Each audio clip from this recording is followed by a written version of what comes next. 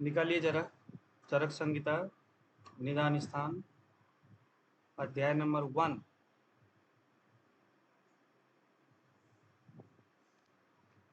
सूत्र क्रमांक 6।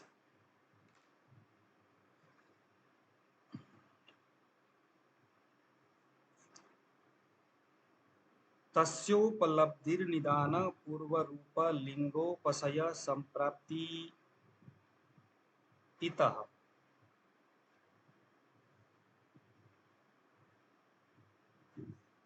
निकला सूत्र।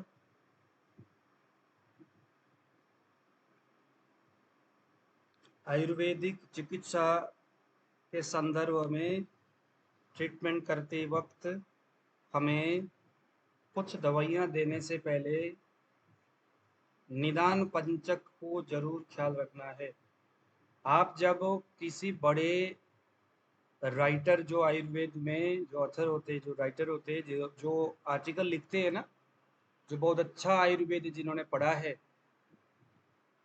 उनके राइटिंग जब आप देखते हो ना, उनके जब ब्लॉग को अथवा जो भी है आर्टिकल, तो वहाँ आपको वो चीज़ें लिखी हुई मिलेगी। फलाना रोग, उसका निदान, ये इसको बोलते हैं निदान पंचक। फलाना निदान, उसका पूर्व रूप ये था,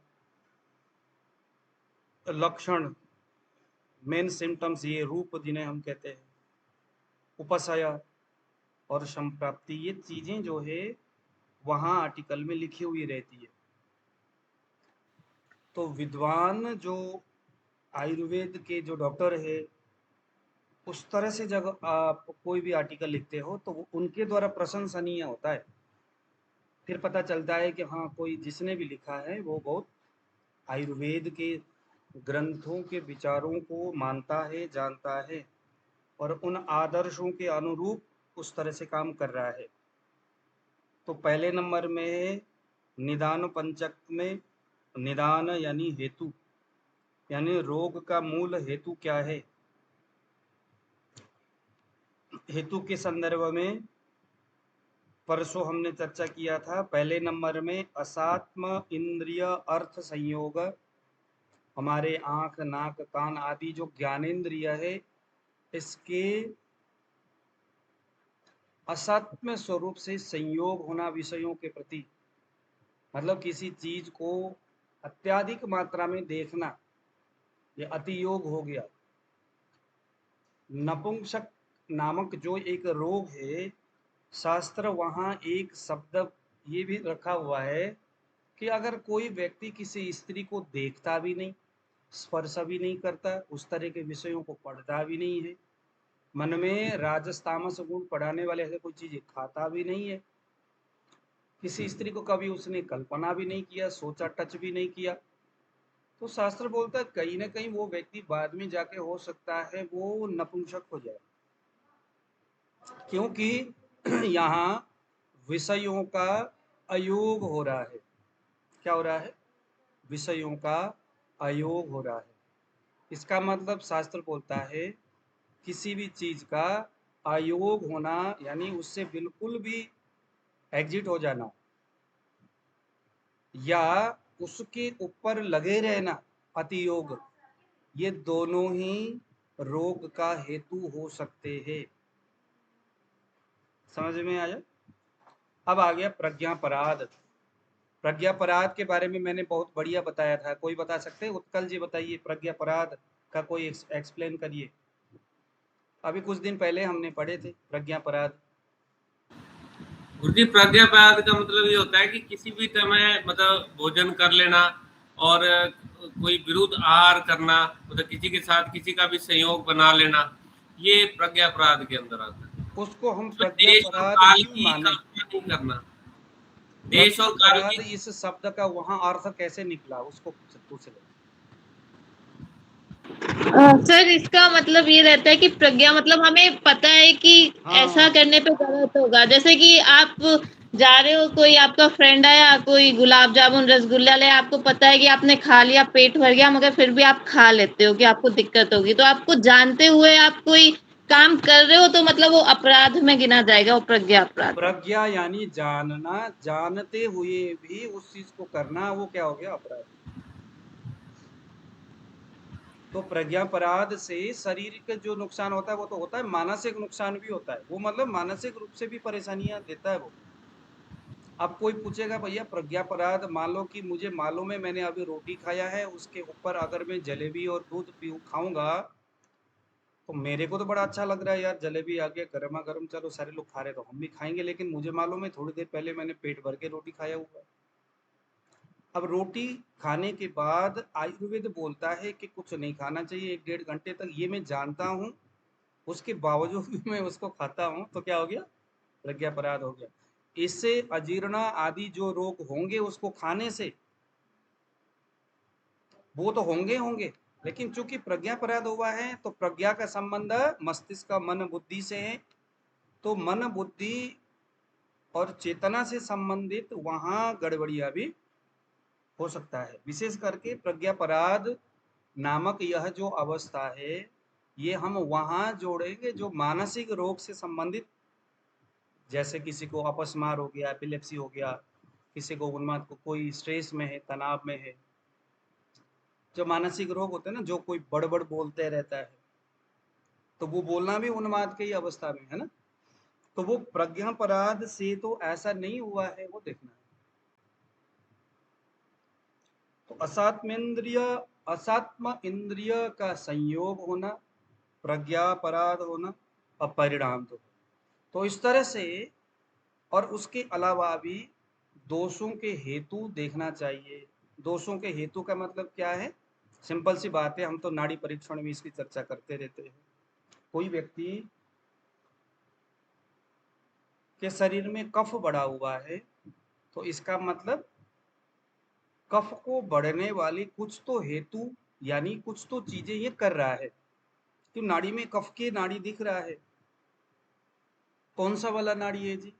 नाड़ी में शीत है और गुरु है, तो इसका मतलब हमें ढूंढना चाहिए कि यह शीत गुरु वाला ऐसी चीजें, जैसे दूध अधिक मात्रा में लेगा तो क्या हो जाएगा? शीत और गुरु। जौ के रोटी अधिक मात्रा में लेगा तो क्या हो जाएगा? शीत गुरु रुक्ष। गेहूं की रोटी लेगा तो क्या होगा? शीत गुरु स्निग्ध। तो जो चीज अधिक मात्रा में लेगा, बार बार लेगा, और उससे संबंधित दूसरी चीजें भी करेगा, जैसे कोई आदमी दूध चावल खा करके तुरंत दिन भर सोता है, फिर रात को उठ करके कोई गरिष्ठ चीजें खाता है, वैसा ही जिसमें शीत गुरु स्निग्ध आदि गुण है, तो दिन में सोना भी उसी गुणों को बढ़ा रहा है शरीर में। दिन में सोने से स्निग्ध गुरु ऐसे गुण बढ़ते हैं। तो वो आदमी दूध पी रहा है, दूध के साथ चावल खा रहा है, बहुत गरिष्ठ भोजन, सुअर के मांस खा रहा है, इधर की साइड में भैंस के मांस खा रहा है, जो जितना बड़ा जानवर का साइज और उसके मांस अगर वो खाएगा उतनी ज्यादा गुरुता उसमें होगा, तो उसके शरीर में कफ के गुरु शीत, ये गुण वाला जो कफ है वो बढ़ेगा और उससे वो व्यक्ति पीड़ित हो जाएगा। तो यहाँ अब चिकित्सा करते वक्त क्या ध्यान देना है? हेतु क्या है? हम पहले भी पढ़ते आ चुके हैं, चिकित्सा किसकी होती है? हेतु के विपरीत चिकित्सा होती है। व्याधि की चिकित्सा ही हेतु विपरीत चिकित्सा है। इसका मतलब क्या है? जैसे मान लीजिए कोई आदमी दिन में सोता है, दूध भात खाता है, दूध चावल सुबह शाम को भी, तो गुरु स्निग्ध गुण बढ़ गया, हेतु क्या है? दूध है। अब यहाँ चिकित्सा, इससे उसके शरीर में कफ बढ़ गया, तो सिम्टम्स क्या हो सकता है? शरीर में सुस्ती, आलस्य, अति निद्रा, भूख न लगना, दिन भर सोते रहना, कहीं उठ करके किसी से बोलने के मन नहीं करना, शरीर में फाइब्रॉइड, ट्यूमर, कफज अर्श, कफज ग्रहणी, मंदाग्नि, कुछ भी रोग हो सकता है। जब हमें मालूम है कि इसका हेतु ये है, तब हमें चिकित्सा करने में, चिकित्सा क्या करना है? गुरु के विपरीत है लघु, शीत के विपरीत है उष्ण। तो ऐसा आहार जो लघु और उष्ण हो, ऐसा विहार जो लघु और उष्ण हो। विहार क्या हो सकता है? अत्यधिक यात्रा करो, दिन भर गर्म पानी पियो, स्वेदन करो। तो दिन भर यात्रा करने, रात भर जगो। क्यों? क्योंकि रुक्ष गुण ही रात में जगने से बढ़ता है। तो रात भर रात्रि जागरण करने से रुक्षता बढ़ी, दिन भर व्यायाम रनिंग करने से रुक्षता बढ़ा, शरीर में लघुता बढ़ गया और गुरुता कम हो रहा है। इससे क्या होगा? दूध आदि खाकर दिन में सोने से शरीर में कफ के गुरु शीत के जो परमाणु बढ़ गया है, वो उसके विपरीत गुण को बढ़ाने वाले व्यवहार करने से वो चीजें धीरे धीरे शरीर में बनना बंद हो जाएगा, बनना बंद होगा। अब रोगी बोलेगा सर 5 दिन हो गया करते, अभी तो कोई फर्क ही नहीं पड़ रहा है, नींद वैसे ही, सुस्ती वैसे ही, थकान वैसे ही, ये वैसे वो वैसे। तो ये नहीं देखना है 5 दिन, वो कंटिन्यूसली उसने करना है। हो सकता है 7 दिन में होगा, हो सकता है 10 दिन में होगा, हो सकता है 1 या 2 महीने में होगा, कभी तो होगा ही। क्योंकि ये तो प्रकृति का नियम है, जैसे खाए अन्न वैसे लगे मन। लघु उष्ण रुक्ष गुण प्रधान आहार करोगे तो निश्चित तौर पर वही गुण से शरीर प्रभावित हो जाएगा, उसके परमाणु बढ़ेंगे, विपरीत परमाणु की हानि हो जाएगी। उसके परमाणु कौन है? लघु उष्ण और रुक्ष के। तो पित्त है, अग्निगुण प्रधान पित्त, उसी में वायु भी है। तो पित्त और वायु दोनों बढ़ेंगे, वो कफ के परमाणु को डाउन करेगा।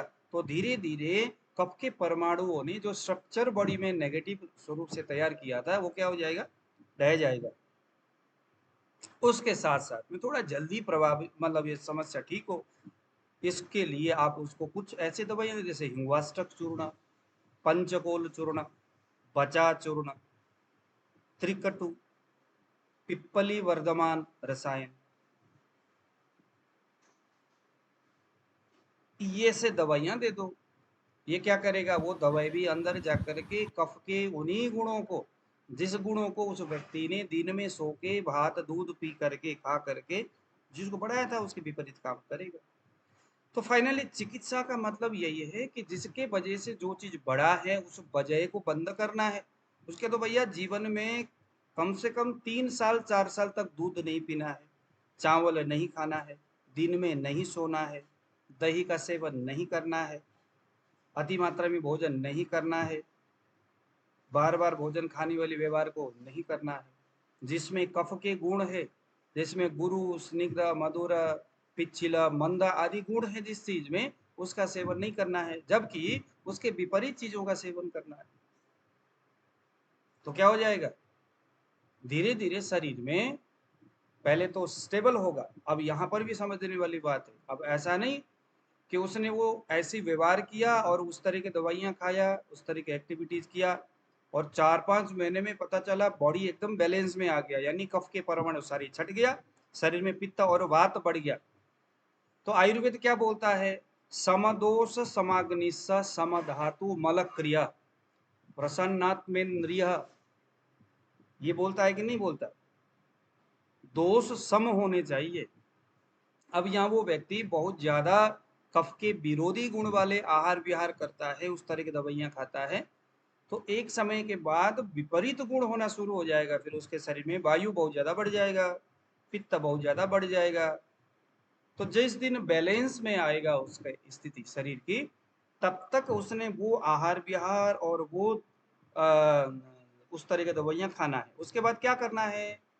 उसके बाद आयुर्वेद में यहाँ जो तस्य 80 अध्याय में जो हमने पढ़े थे, कैसे भोजन करना है, कब करना है, कितना करना है, किस ऋतु में क्या करना है, आयुर्वेद के हिसाब से उन विधियों का पालन हमेशा ही करना है।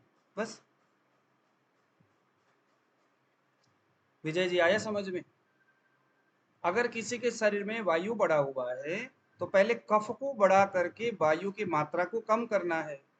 लेकिन ये ध्यान देना है कि कहीं ऐसा ना हो कि भैया कफ की मात्रा को वो बढ़ाता ही गया, वो आपके पास आया ही नहीं, उसने आपने कुछ बताया, वो करता रहा, उसको अच्छा लगा, बाद में पता चला कफ बहुत ही ज्यादा बढ़ गया और वायु घट गया। तो उसको समदोष, दोष, धातु और मल, ये तीनों बॉडी में सम होने चाहिए, बैलेंस में होना चाहिए।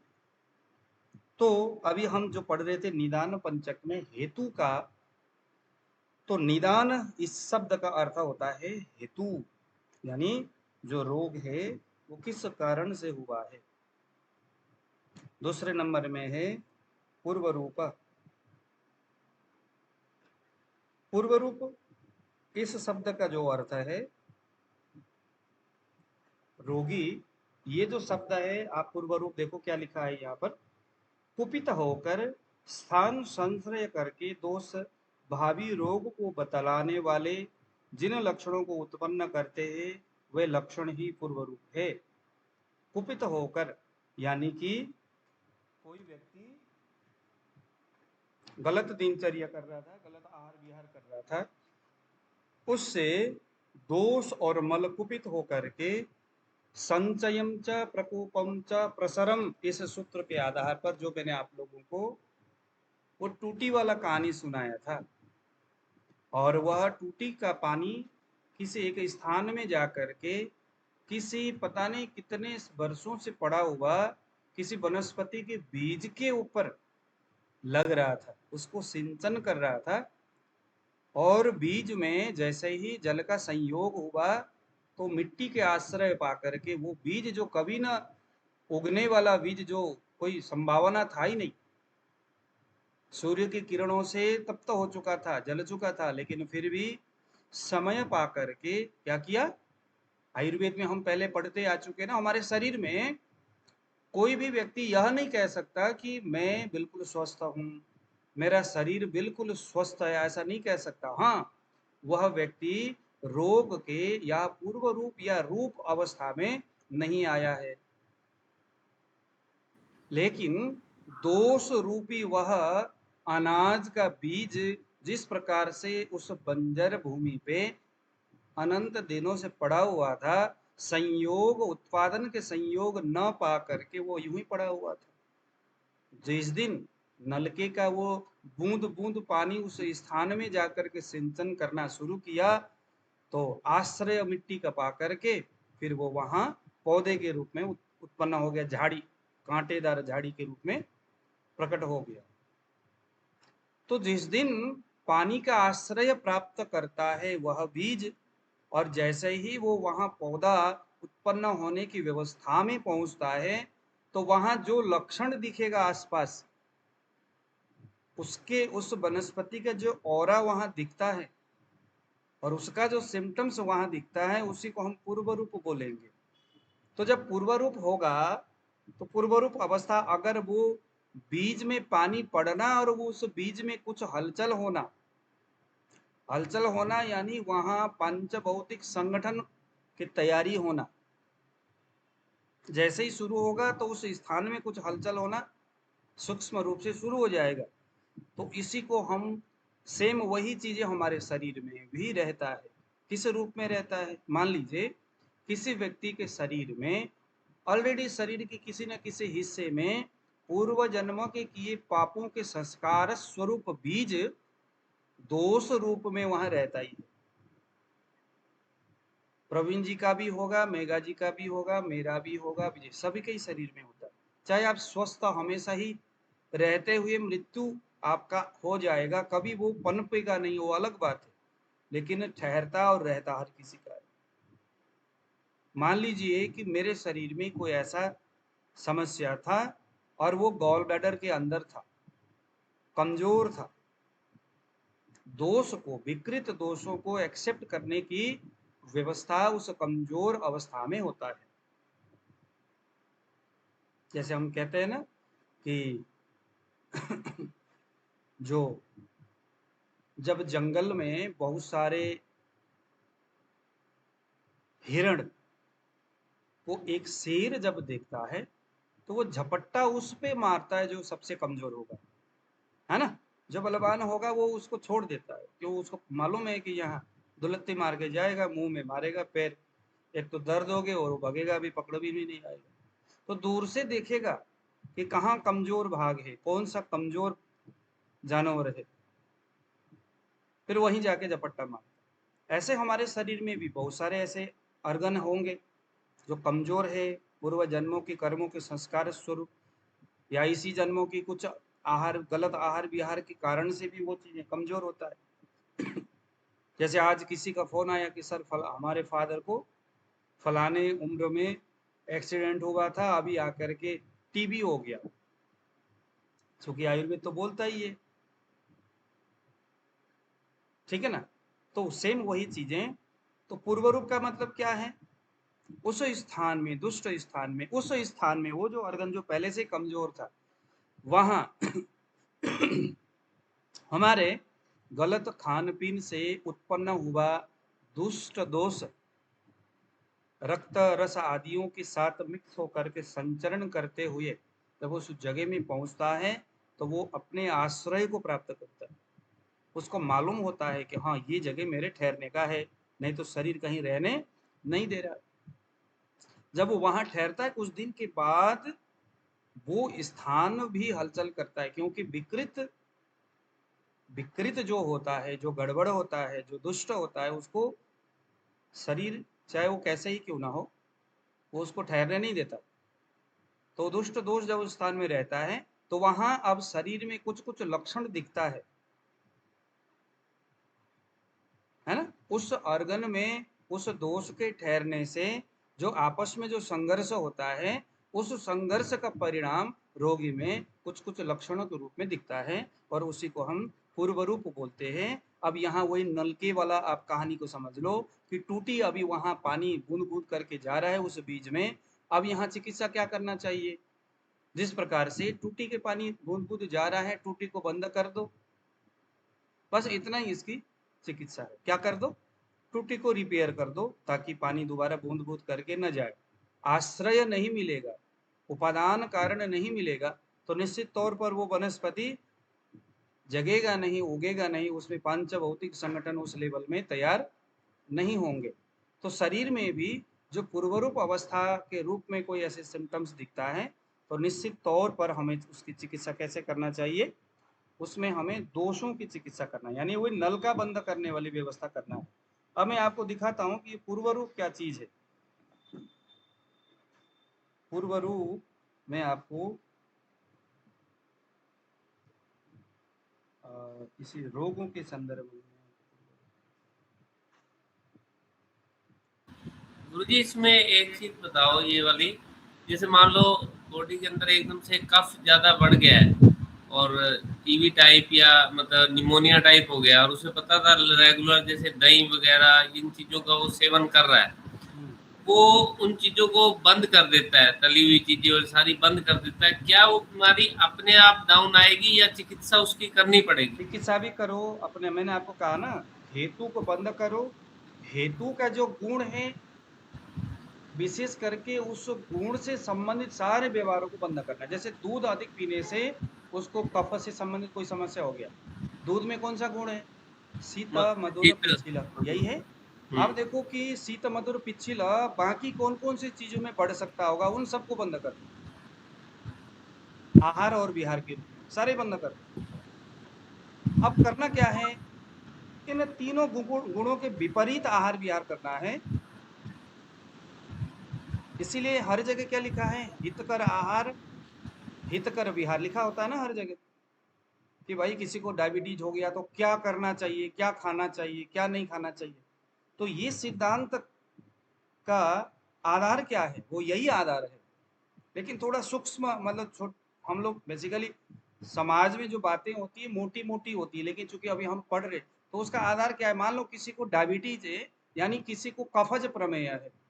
अब ये देखो कि कफज प्रमेय अगर है तो उसका हेतु क्या है, क्या वो दूध पीता है दिन भर, जैसे गुणवन कृतम च, ऐसा करके गुण से बने हुए, दूध से बने हुए आहार, गुण से गन्ने के रस से बने हुए आहार का सेवन करता है, तालाबों में पानी में मिलने वाले जानवरों का आहार करता है, आनुपदेश में मिलने वाले आहार विहार करता है, मतलब वहाँ की चीज़ों को भोजन करता है। विहार के रूप में दिन भर सोना, है ना? और दिन भर बैठे रहना, दिन भर ये कुछ न सब कुछ ये सब कुछ जैसे हेतु जो भी है वो सब कुछ बंद कर देता है, तो क्या बॉडी अपने आप उसको रिवर्स कर सकती है विदाउट पूरे करेगा, चिकित्सा, डेफ़िनेटली अगर करेगा। उसकी औषधि ना ली जाए तो? हाँ, क्या ना लिया जाए? अगर औषधि ना दी जाए हाँ, और खाली आहार विहार इस सब कुछ चेंज किया जाए तो क्या वो बॉडी वही वही बात बता रहा हूँ मैं, वही बात बता रहा हूँ कि यदि रोगी पूर्वरूप अवस्था में आया हुआ है, तो आहार विहार को ठीक करो। बेसिकली पूर्वरूप अवस्था में आ रहा है, इसका मतलब है कि उस व्यक्ति के शरीर में दोष बिगड़े हुए हैं, लेकिन रूप अवस्था में नहीं है।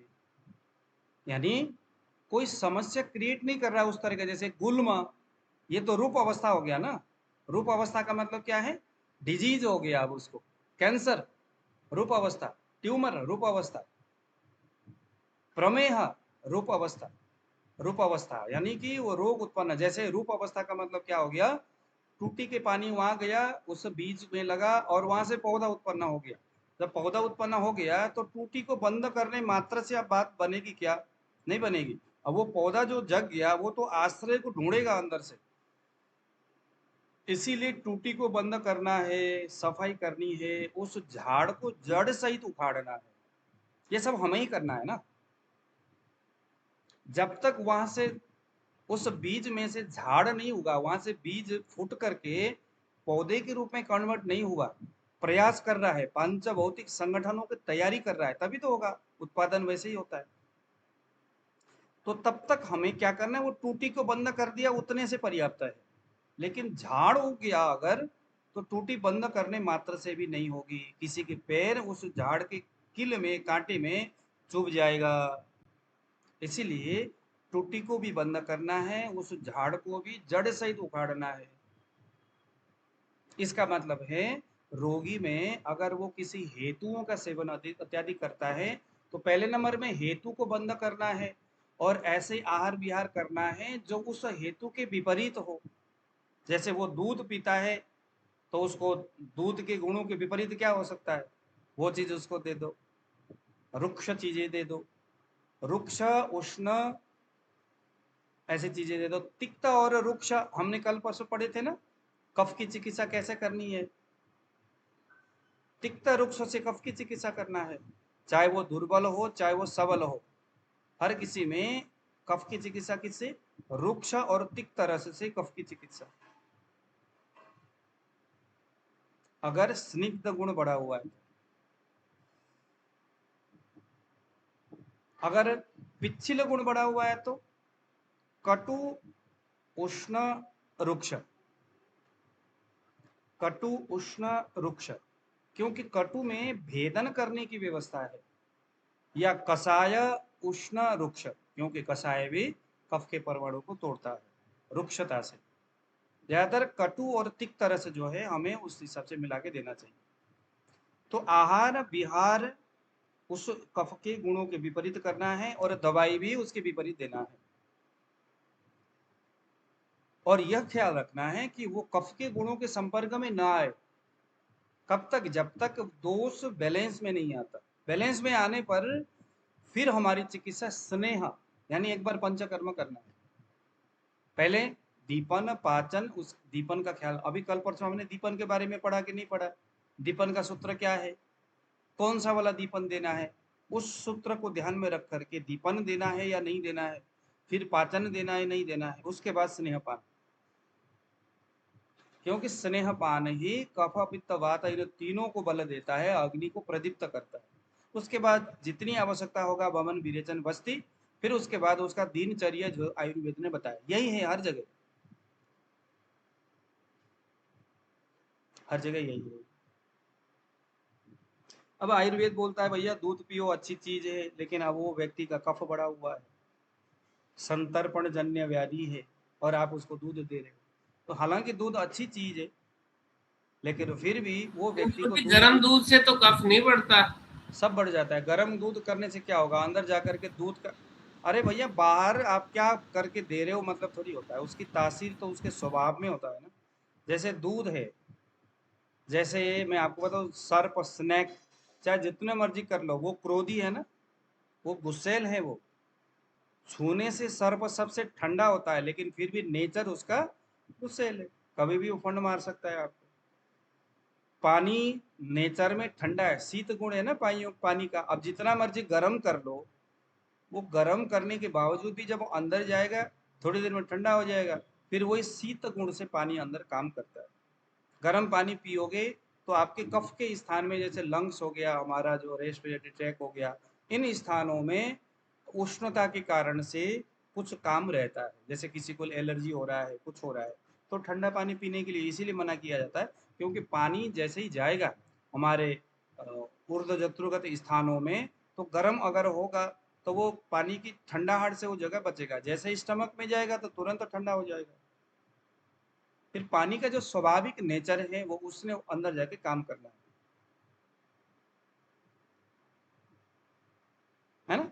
ऊंट, क्या नाम है आपका, गधे को चाहे जितना मर्जी गाय बनाने का प्रयास करो, उसमें कुछ कुछ लगा के, तो गधा तो गधा ही रहेगा, गाय थोड़ी बनेगी, है ना।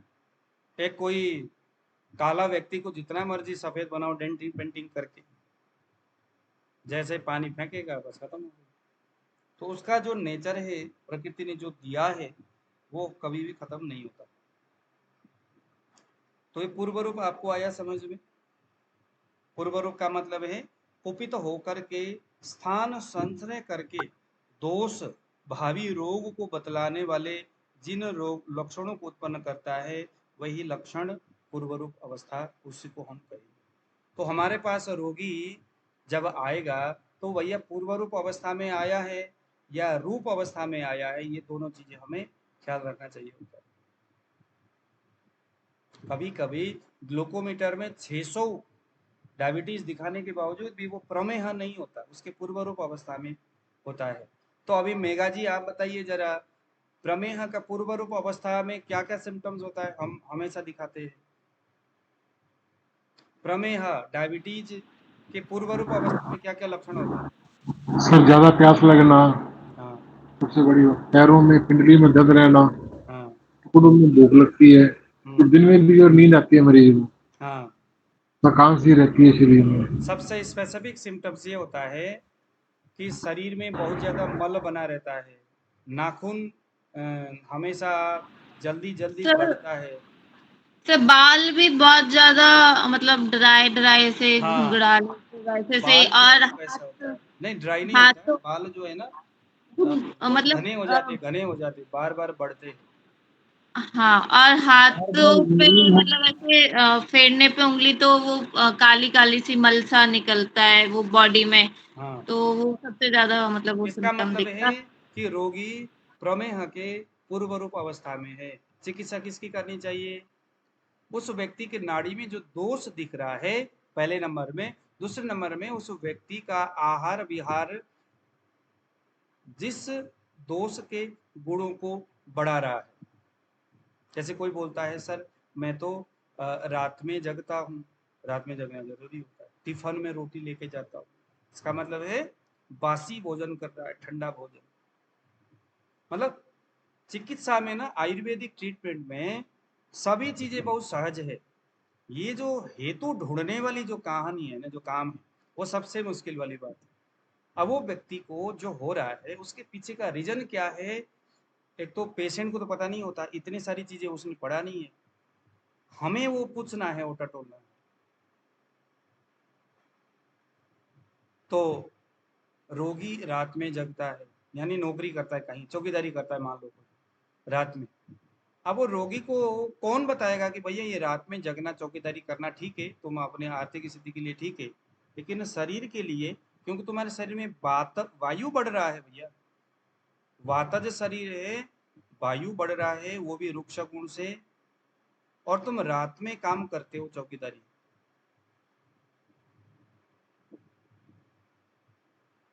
और रोटी टिफिन में डाल करके लेके जाते हो, और पता नहीं कितने घंटे के बाद कहीं खड़े होकर के या बैठ करके कैसे भी तुम रोटी खाते हो, तो ठंडा रोटी में भी शीत गुण से वायु बढ़ेगा, और रात में जगने से रुक्ष गुण से वायु बढ़ेगा, तो शीत रुक्ष हुआ। अब नाड़ी में शीत रुक्ष देखो, और उसके शरीर में जो समस्या, उसके शीत रुक्ष से संबंध उसको ढूंढो। इसके विपरीत चिकित्सा अगर आप दोगे तो रोगी को, चाहे रोगी को कुछ भी हुआ है, फिर रोगी को चाहे कुछ भी हुआ, शीत रुक्ष गुण के विपरीत काम उसको करना है। दिनचर्या, आहार विहार और दवाइयाँ, उष्ण ही भोजन करना है भैया, टिफिन के भोजन नहीं करना, गर्म भोजन करो, और रात में जगना नहीं है, क्योंकि ये दोनों मूल हेतु है तुम्हारा। इस दोनों चीज से तो मुक्त होना ही होना है। अगर नहीं होगा, अभी क्या होता है, सर ऐसा है ना, फलाने डॉक्टर ने दवाई दिया था, जब तक खाए तब तक तो ठीक है, जिस दिन दवाई छोड़ेंगे 2 दिन के बाद फिर जस का तस। इसका मतलब है कि दोष का जो हेतु है वो अभी तुम कैरी कर रहे हो, हेतु जस का तस है, उसके साथ तुम चल रहे हो, उसको तुम छोड़ नहीं रहे हो। जब नहीं छोड़ रहे हो तो फिर एक बंदा कहे मुझे सिगरेट भी पीना है और खांसी भी हो रहा है, खांसी की दवाई खा रहा है, ठीक भी हो रहा है, लेकिन साथ में सिगरेट भी पी रहा है, तो खांसी उसका हमेशा तब ठीक हो सकता है जब वो सिगरेट पीना छोड़ेगा। पूर्व रूप समझ में आया? हालांकि पूर्व रूप के विषय में और भी बड़ी बड़ी बातें हैं, लेकिन अभी हमें समझने वाली बात इतनी है कि रोग कुपित होकर के जो दोष है किसी स्थान में ठहरता है, ठहरने से जो उस स्थान और दोष, इन दोनों के गुण अलग अलग होता है। दोनों के गुण जब नहीं मिलता, जैसे पति और पत्नी का स्वभाव नहीं मिलता, तो रोज डंडे बजाई बजता रहता है ना, घर में लड़ाइयाँ होती है। वह स्थान और यह दोष, मान लो गॉल ब्लैडर, गॉल ब्लैडर में कैल्शियम चला गया, और जाकर के गॉल ब्लैडर में कैल्शियम का कोई काम ही नहीं है, तो स्टोन होना शुरू हो जाएगा। क्यों? क्योंकि वह स्थान जो है वो उस कैल्शियम को एडजस्ट ही नहीं कर रहा है, उसके साथ मिलकर के रहना उसको आ नहीं रहा है। परिणाम क्या होगा? कोई ना कोई एक की हत्या हो जाएगी कहूँ, या किसी न किसी एक की विजय होगी। अर्गन जीतेगा तो वो जो वो दोष है वो वहां से भगना पड़ेगा, लेकिन अर्गन अगर कमजोर होगा तो उस दोष की विजय होगी और वो अर्गन को जाकर के खराब कर देगा। किडनी फेलियर होना, गॉल ब्लैडर में स्टोन होकर के ये होना, दुनिया भर की जो बातें हैं वो इसी का ही, वो दोनों आपस के दोष और दुष्य बोलते हैं उसको। धातु और दोष आपस में लड़ाई होती है, उसके परिणाम से रोग उत्पन्न होता है। तो उस लड़ाई में जो संघर्ष होगा, उस संघर्ष में शरीर जो जूझेगा उससे, उसको मैनेज करने का प्रयास करेगा, और वहां दिखता है सिम्टम। जैसे आंखों में कोई तितली गया, कोई कीड़ा गया, कोई भी ऐसी चीज गया, तो क्या होगा? सेंसेशन होगी, आंखों से आंसू आएगा, आंखें लाल होंगे। एक दिन मैं इस बार नेपाल में किसी के घर में गया और सोया था, तो रात में सुबह उठ करके देखा ना, मेरे पैरों में इतना लंबा ये हो गया, फफोले जैसे उड़ गए सारे, लाल लाल से 2-3 जगह, इतना लंबा विसर्प की तरह। मैं परेशान हो गया, यार ऐसे तो आज तक कभी हुआ नहीं है, क्या हो गया? फिर किसी ने कहा कि यहाँ छिपकली बहुत होते हैं, उसने पेशाब किया होगा। तो संघर्ष है और वो चीजें हमें वहां प्रत्यक्ष रूप से दिखता है। तो इसमें चिकित्सा किसकी करनी है? दोष की चिकित्सा करनी है। पूर्व रूप में दोष की चिकित्सा करना है। वेबसाइट में पूर्व रूप अवस्था लिखा हुआ है, उसको आप लोग वहां से भी देख सकते हैं। अभी हम आयुर्वेद तो पढ़ेंगे ही पढ़ेंगे। अब आ गया रूप अवस्था, यानी टूटी का पानी उस बीज में भी लगा और लग करके वहां पौधा उत्पन्न हो गया। उस पौधे में कांटे हैं, वो पौधे देखने में अच्छा नहीं है, उसके डंडे बहुत मजबूत है, जरा सा हाथ लगाओगे काट देगा, जानवर भी उस घास को खा नहीं रहा है, रास्ते में अब चलना दुश्वार हो गया। इसका मतलब है रूप अवस्था। रूप अवस्था देखो जरा, सूत्र क्रमांक 9, प्रादुर्भूत लक्षणम पुनर्लिंगम, इसको रूप को ही लिंग बोलते हैं। हेतु लिंगम औषधि, ऐसा करके आयुर्वेद बताता है ना। आयुर्वेदिक चिकित्सा का 3 स्वरूप है। पहला है हेतु। ब्रह्मा जी ने जब आयुर्वेद सबसे पहले लिखा था तो सूत्रात्मक शैली में लिखा गया था। तो वो जो सबसे पहले 3 शब्द थे, हेतु, लिंगम, औषधि, बस आयुर्वेदिक चिकित्सा खत्म। जैसे समूचे श्रीमद् भागवत 18,000 श्लोक है। जब सबसे पहले श्रीमद् भागवत जब उत्पन्न हुआ, मतलब उसकी बातें, तो चतुश्लोकी भागवत सुना है आप लोगों ने? अहमेव समेवाग्रे नान्यद्यत सतसत् परम पश्चादहम यदेतच्च सो वसुस्येव सोऽस्म्यहम् यदेतच्च ऋतेर्थम यत प्रतीयात न प्रतीयात कस्यचित्। ऐसा करके 4 सूत्र वेद व्यास जी ने लिखा है। अहमेव समेवाग्रे नान्यद्यत, मैं ही इस दुनिया में सबसे पहले था, मेरे अलावा दुनिया में इस सृष्टि में कुछ था ही नहीं। पश्चाद अहम, उसके बाद फिर मेरे मन में सृष्टि उत्पत्ति निर्माण करने की इच्छा हुई। फिर मैंने अहम एक बहु श्याम प्रजाएत, अब मैं एक हूं, अनेक में स्वयं से कन्वर्ट हो जाऊं, ऐसा करके अपने शारीर विभूति को उन्होंने क्या किया, अनेक रूपों में विभक्त किया। सेम वही चीज है आयुर्वेद में भी। रूप हेतु, लिंगम, औषधि, सबसे पहले ये 3 ही शब्द था समूचे चिकित्सा का, समूचे आयुर्वेद का सार।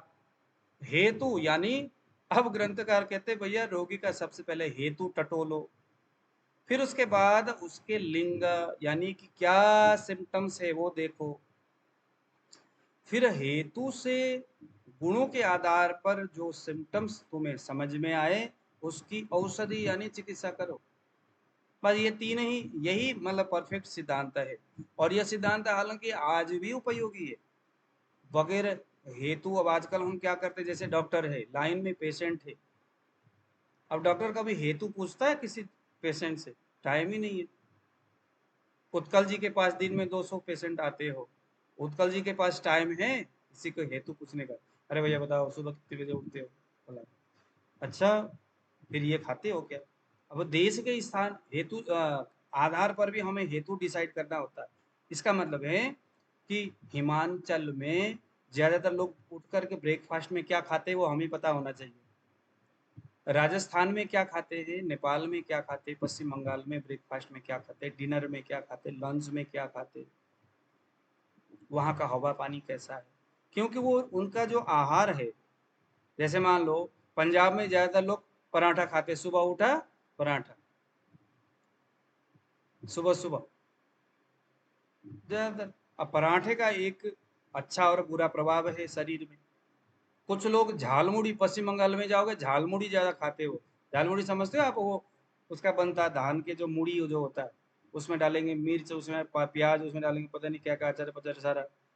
और रक्त पित्त वाले उसको खा रहे होंगे। मान लो कि किसी को रक्त पित्त हो रखा है और झालमुड़ी खा रहा है सुबह से शाम, और उसके आप दवाइयाँ दे रहे हो, उसका समस्या जस का तस ठीक हो नहीं रहा है, और आप कह रहे हो भैया मेरे तो दवाई सही है, मैं नहीं।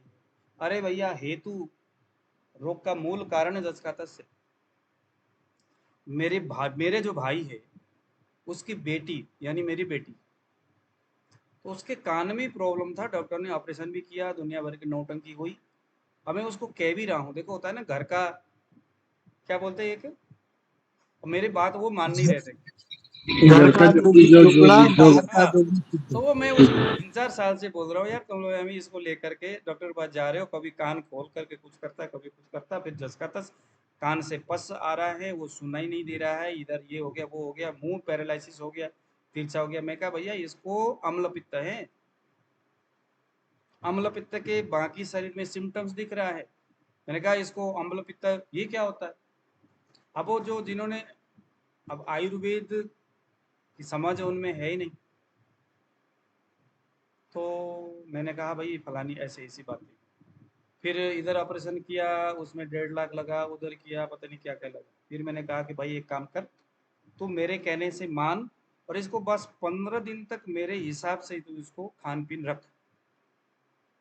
दही अब वो बच्ची रोज चावल के साथ दही, नेपाल में तो लोग सारे चावल खाते, चावल के साथ दही, रोज दही, रोज दूध, शाम को दूध चावल और सुबह दही चावल, जल्दी जल्दी स्कूल में जाना है तो वही सारे अचार वचार सारे।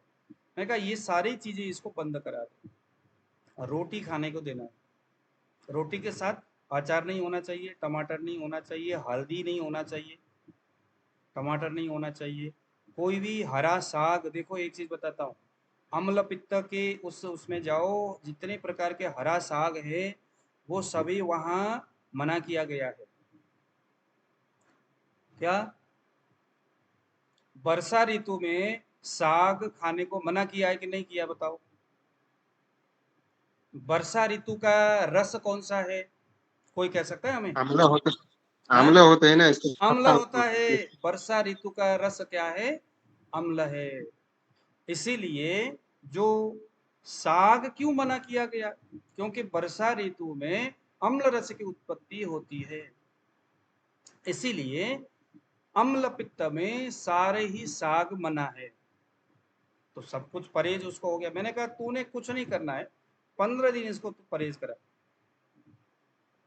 फिर इधर से उसने किसी होम्योपैथिक, पता नहीं यहाँ से कोई डॉक्टर होम्योपैथिक दवाइयाँ देता होगा कान के लिए, बड़ा फेमस पता चला, उसने उसको दवाई मंगाया।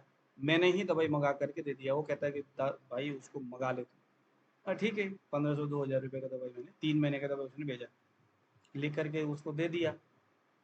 अब महज 1-1.5 महीना हो गया।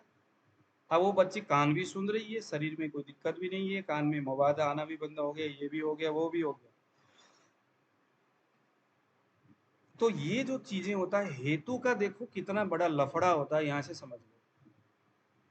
अब मैंने कहा भाई एक काम कर, तूने देख तो लिया अब इसको, अब थोड़े थोड़े सुनने में भी आया है, मतलब कान भी सुनाई दे रहा है, फोकस भी कर रही है, इसका मतलब अम्ल पित्त है। चाहे कान में प्रॉब्लम है चाहे पेट में हो, अम्ल पित्त है तो है। उसकी सारा ही आहार विहार को बंद करना है, तो बंद है।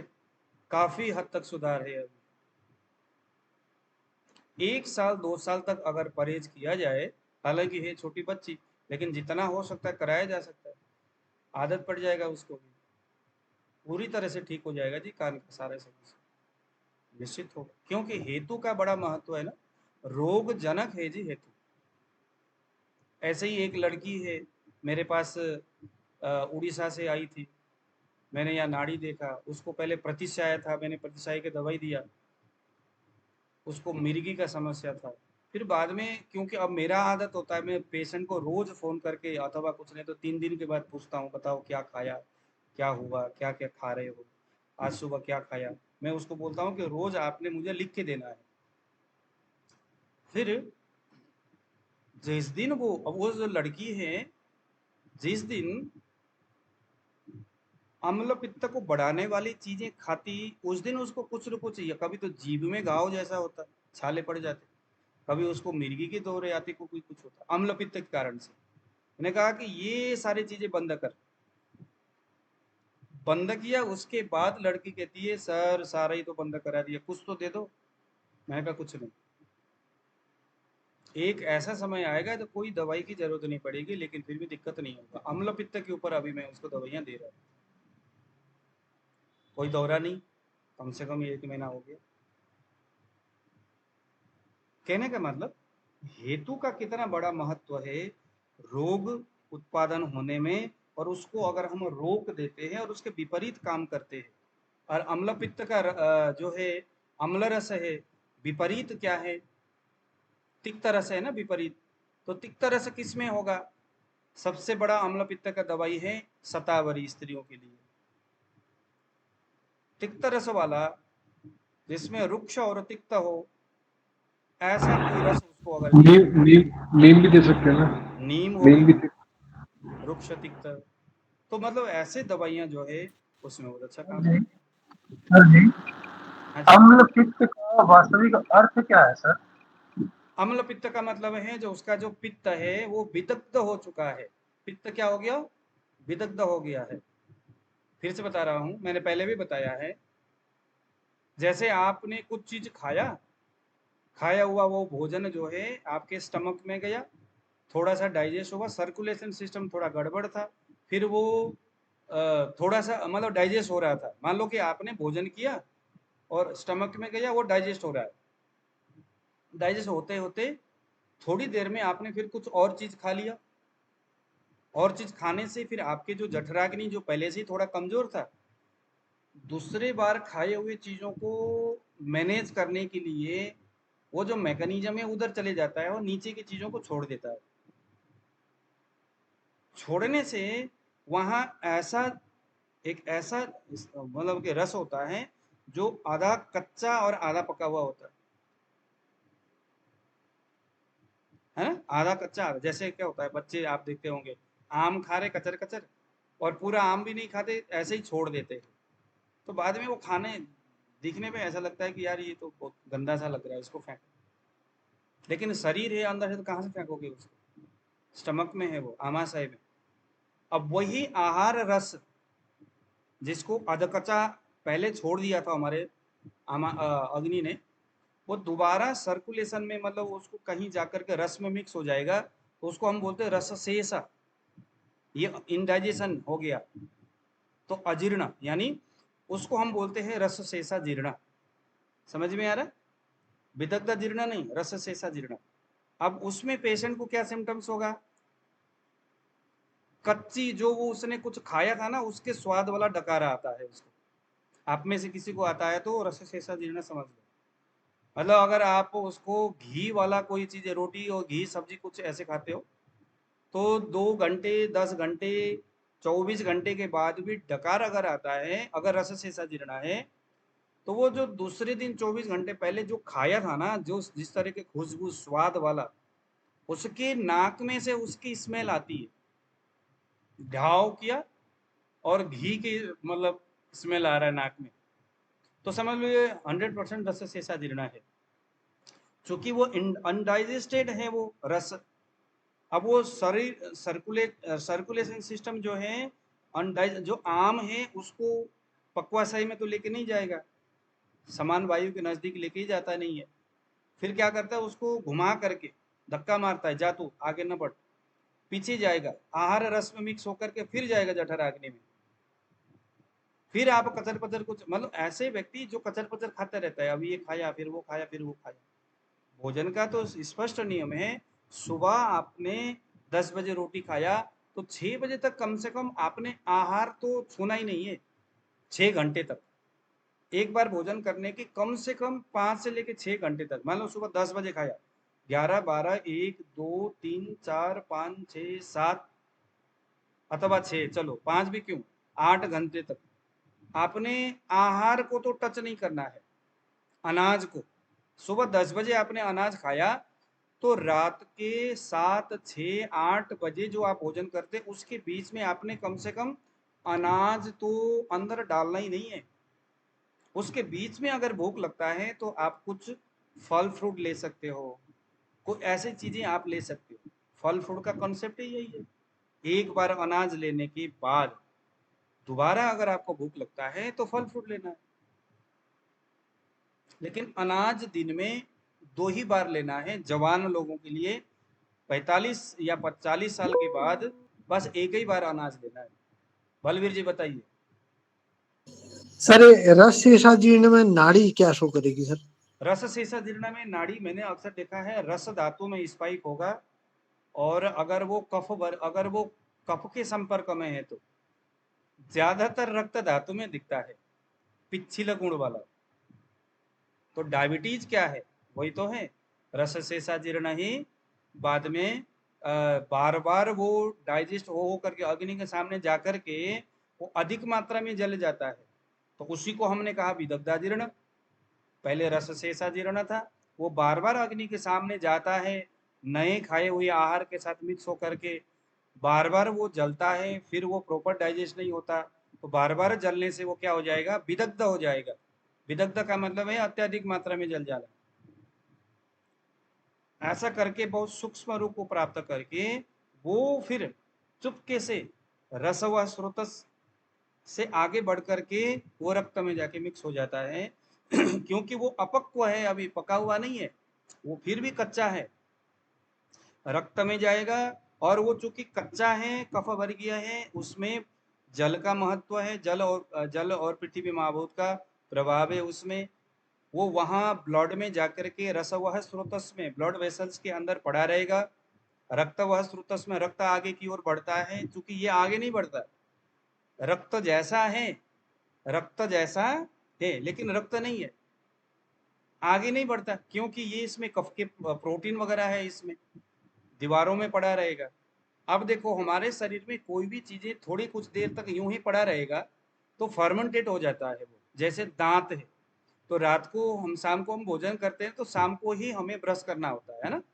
अगर ऐसा नहीं करते तो क्या होगा, दांत के बीच में अटका हुआ जो आहार है वो रात भर पड़ा पड़ा फर्मेंटेट हो जाएगा, फिर सुबह उठ करके देखते हो उसमें से बदबू आता है। रात को तो आया नहीं, मगर सुबह क्या होता है, ब्रश नहीं करोगे तो बदबू आएगा। तो बदबू बेसिकली क्या है, वही जो फर्मेंटेड हो गया था दांत के आसपास की चीजें, वही बदबू के रूप में वही से बदबू आता है। फिर सुबह उठ करके हम करते हैं ब्रश, तो बेसिकली ब्रश के कॉन्सेप्ट में सुबह नहीं बल्कि शाम या रात को ब्रश करना अच्छी बात है, सुबह भी ब्रश करना चाहिए। तो वो जो अम्ल रस वाला जो चीज है, सॉरी, वो जो रक्त धातु में मिल गया ना, वो वहां जाकर के, क्योंकि वो कफ भर गया है, रक्त तो है नहीं उसमें, कच्चा मल है उसमें, पिच्छिल है, चिपचिपा लुआबदार है, तो बाद में फर्मेंटेट हो जाएगा। फर्मेंटेट होने के बाद क्या होता है, अम्ल में कन्वर्ट हो जाता है, तो वो खट्टा हो गया, अम्ल रस में कन्वर्ट हो गया।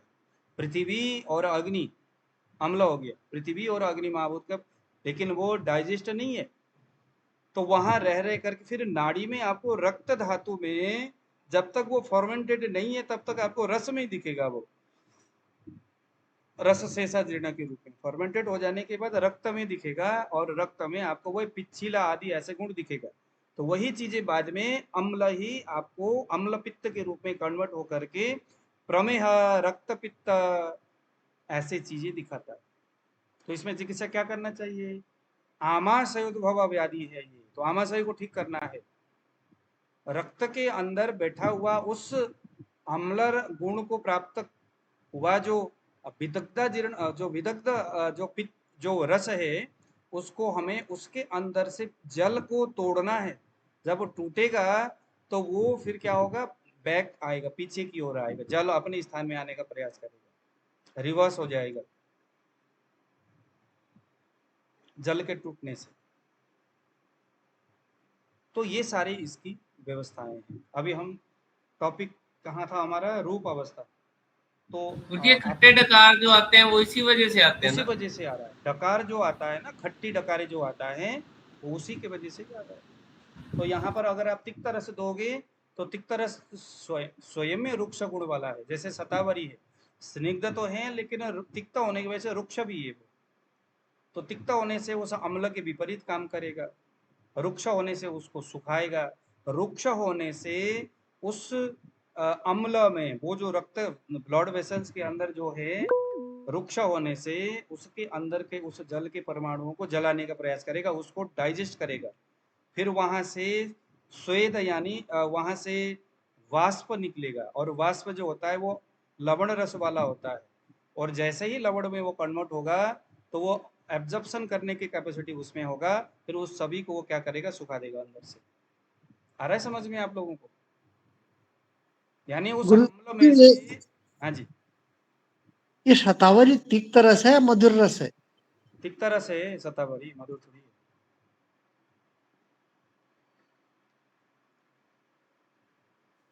मधुर तिक्त है, ज्यादा तिक्त है, अल्प मात्रा में मधुर है।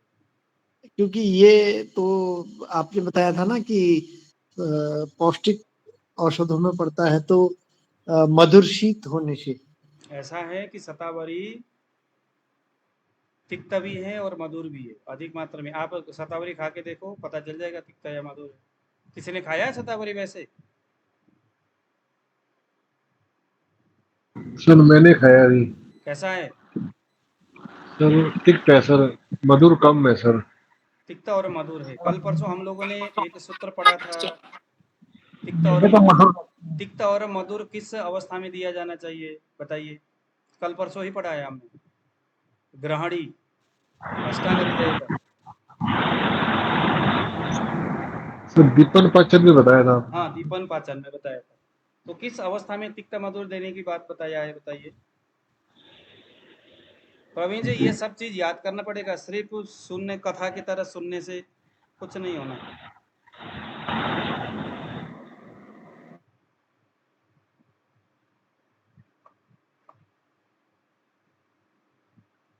बताइए प्रवीण जी, तिक्त और मधुर किसकी चिकित्सा में बताया है? सर पित्त प्रधान में बताया। पित्त की दुर्बल चिकित्सा। व्यक्ति में अगर पित्त बढ़ा हुआ है तो हाँ जी, पित्त की चिकित्सा में है जी। दुर्बल व्यक्ति में अगर पित्त बढ़ा हुआ है तो तिक्त और मधुर देना है। तो शतावरी कैसा है? तिक्त भी है और कुछ मधुर है। हाँ बस शतावरी दे दो। तो तो गुरुजी शतावरी क्या करेगा? ये एक तो वायु को भी बढ़ाता है। हाँ, तिक्त होने से वायु को भी बढ़ाएगा ना। हाँ जी, मेन तो इसको जैसे क्या नाम है, जो न्यू फीडिंग जो ये वुमन होती है उसको दिया जाता है ताकि वो जो दूध है वो ज्यादा आए, इसके लिए भी यूज करते हैं। मतलब इसका भी हाँ, ज्यादा तो उसका इसमें उसका प्रभाव। प्रभाव है ना, शतावरी का हाँ जी। प्रभाव है, स्तन्य प्रभाव है।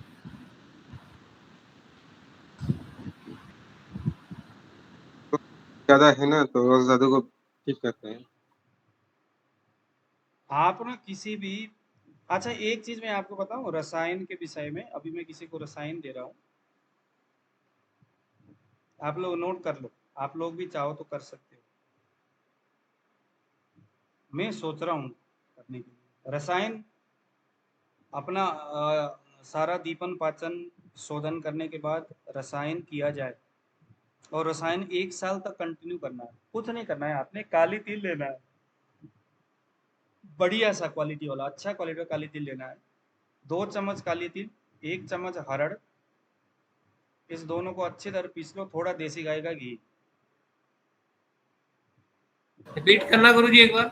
2 चम्मच काली तिल, 1 चम्मच हरड़, थोड़ा सा देसी गाय का घी, इसको अच्छी तरह से पीस करके लड्डू बना लो। सुबह सुबह उठ करके ब्रह्म मुहूर्त में 4 बजे या 5 बजे बस भगवान को नाम लेकर के उस लड्डू को खाओ आप, लेकिन लड्डू बनाना रोज ही है।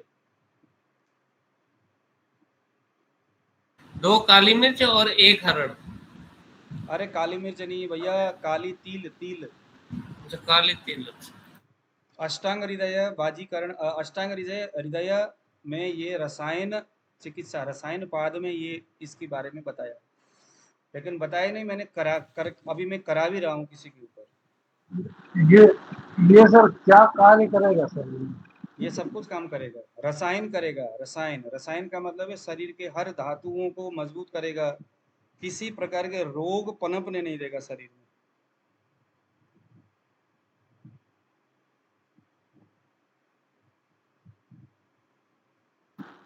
ये सर तासीर में उष्ण होगा, तासीर में उष्ण होगा। हाँ जी, लड्डू बनाना गुरुजी वो किसके साथ, मतलब वो आटे का या कुछ और कुछ लेना है? देखो 1 चम्मच काली तिल, सॉरी हरड़ का पाउडर और 2 चम्मच काली तिल, थोड़ा देसी गाय का घी डालो, सिलबट्टे में खूब पीस लो बढ़िया सा, और पीस करके उसको लड्डू सा बना लो। वहीं पर उसको खाना है, ऊपर से पानी पीना है बस। ये हरड़ का जो पाउडर है सर, ये छोटी हरड़ का है या फिर बड़ी हरड़ बड़ी का है? बड़ी हरड़। ओके। लेकिन जूही सर जी जी ये आपने नहीं करना है, जूही जी आपने करना नहीं है। नहीं नहीं सर, मैं तो नोट कर रही हूँ, मैं कुछ नहीं कर रही। सर ये तासीर में उष्ण होगा ना, ये इसका बिल ये उष्ण होगा हाँ ना? उष्ण है, उष्ण है, लेकिन ऐसा है ना, उष्ण भी जो तिल का तेल उष्ण होता है, बट जो तिल है ना, कच्चा तिल अगर आप इस तरह से खाते हो तो उष्ण नहीं होता। तिल उष्ण है ना, तिल का तेल उष्ण है, तिल उष्ण नहीं है। और सर इसकी क्वांटिटी क्या रहेगी खाने की? 2 चम्मच तिल, 1 चम्मच हरड़। और घी कितना है? ये घी तो कोई भी, मतलब उतना डाल देना जितने से कि लड्डू सा बन जाए। तो सर अगर गाय का, अगर भैंस का, ऐसा कुछ है कि इसमें? नहीं नहीं, बस गाय का तो होना चाहिए ना, भैंस का घी सुबह सुबह थोड़ी खाना है। आयुर्वेद में घी कहते ही गाय का घी समझ लो। और सर ये मिलावट देना है किस सर कुछ। मतलब किस-किस के लिए होता है ये? ये रसायन के लिए, रसायन। रसायन का मतलब है जो व्यक्ति को हर तरह के रोगों से बचाने के लिए, जैसे हम कहते हैं ना क्या बोलते हैं एलोपैथ में, मल्टी विटामिन बोलते हैं ना, हाँ लोग जी, कहते हाँ हैं जी। मल्टी विटामिन खा लो, हाँ जी, तो हाँ जी। ऐसे मल्टी विटामिन के रूप में आप समझ लो। लेकिन ओके, लेते हैं रसायन काल में, रसायन काल इज इक्वल टू 4 से लेकर के 5 बजे के बीच। ओके। और फिर पानी भी नहीं पीना है और खाली पेट लेना है? नहीं नहीं, खाली पेट सुबह जैसे उठा, उठने के बाद लेट्रिन पेशाब होने के बाद, निहार मुँह लेना होता है बेसिकली। निहार मूल लेट्रिन पेशाब हो गया, ब्रश वश किए, उसके बाद ये दवाई बनाया, थोड़ा सा दवाई बना करके हुँ, फिर आपने इसको खाया, ऊपर से थोड़ा सा चाहो तो पानी पी लो, गर्म पानी ऐसा कुछ, और हुँ, उसके बाद कम से कम 1.5-2 घंटे तक छुट्टी, कुछ नहीं खाना पीना है फिर। हुँ, हुँ। मतलब और इसके ये बाद फिर वो ब्रेकफास्ट का कॉन्सेप्ट नहीं रहेगा फिर। हुँ, हुँ। और फिर लंच टाइम वही अपना 1 लंच तो 1 बजे भूख करो जब आराम से। लगेगा, भूख जब लगेगा, जैसे 9 बजे, 10 बजे, 12 बजे। अच्छा। और लेकिन सर ये भूख तो जिसको लगना ही लगना है, हार्ट जो है दीपक बिल पाचन सब कुछ। बिल्कुल, बिल्कुल।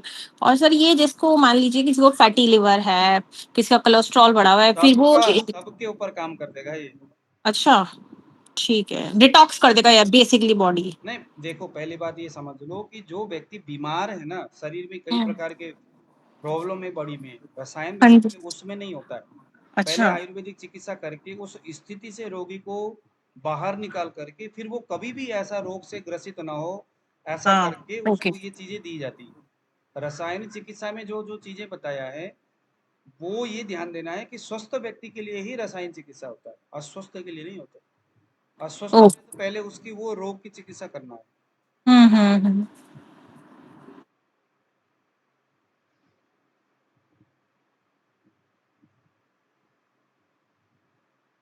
अच्छा ठीक है जी, मैं अभी